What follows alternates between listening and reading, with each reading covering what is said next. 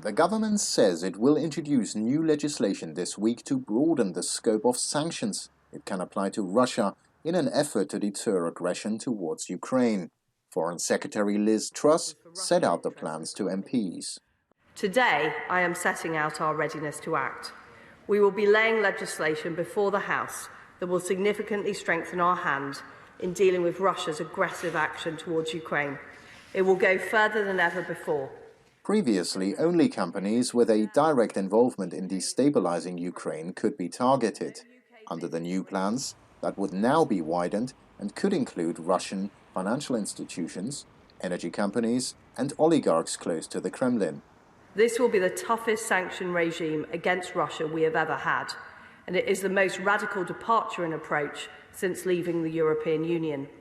Those in and around the Kremlin will have nowhere to hide.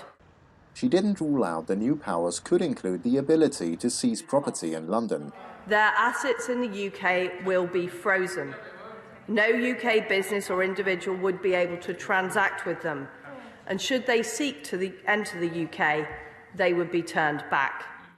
While visiting Hungary, Defense Secretary Ben Wallace said it was important to defuse the Ukraine-Russia crisis, as a war would not only mean human casualties, but also lead to a wider fallout. I think it is clear that we all are in agreement that we don't want instability, we don't want war in the East, we don't want casualties, we don't want migrant flows, we don't want high fuel prices and food prices, which would inevitably follow from any actions.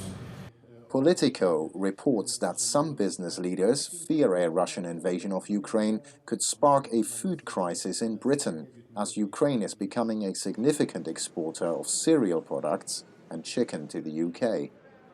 The Foreign Secretary and Prime Minister Boris Johnson are set to visit Kiev on Tuesday for crisis talks with the Ukrainian president. Kostem NS, NTD News.